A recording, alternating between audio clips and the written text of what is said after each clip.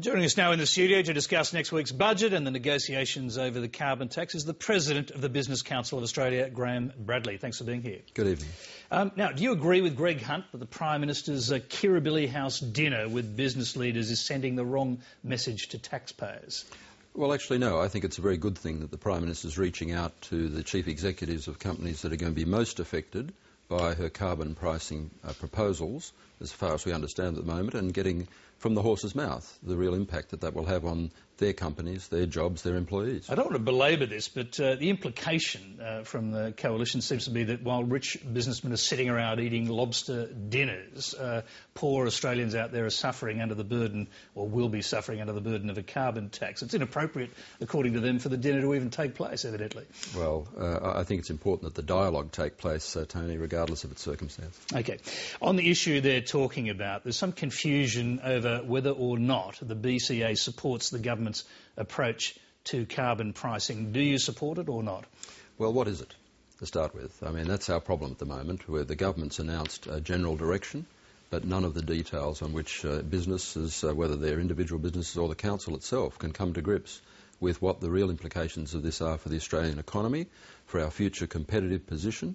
And in fact, we can't even assess whether it's going to have the kind of impact on carbon emissions that the government says it might. You do support, or it's written that you do, a market-based approach to reining in carbon emissions. Is that correct?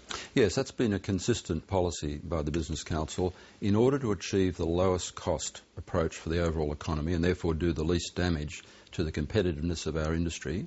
A market-based mechanism is obviously part of what is needed, but we've also always said that this is such a big problem, it's such a big transition for our economy, that we need a multitude of approaches to this.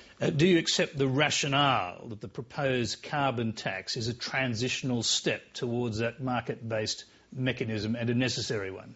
Well, whether it's necessary and the timing, that's a matter of yet to be debated, and it depends on the size of the price of the tax and how long that transition will be, and the details which we still don't have. Let's just leave aside the details which we don't know for the moment. What about the principle of beginning with a carbon tax to set a carbon price and then move subsequently to a market-based mechanism that you actually want? Well, that in theory is not a bad approach, but for this point.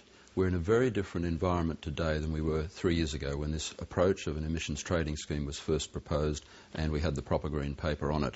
We're in a different environment for a number of reasons. Firstly, we don't have the international binding agreement into which our carbon approach is going to fit, and therefore we can't judge how much that will impact Australian industry. Secondly, our economy is still recovering from a global financial crisis, and it's a very patchy recovery. Some sectors are doing well, but some are not, and that should be taken into account by the government, including the very high Australian dollar that's a consequence of our current commodities price boom. But in principle, you don't oppose a carbon tax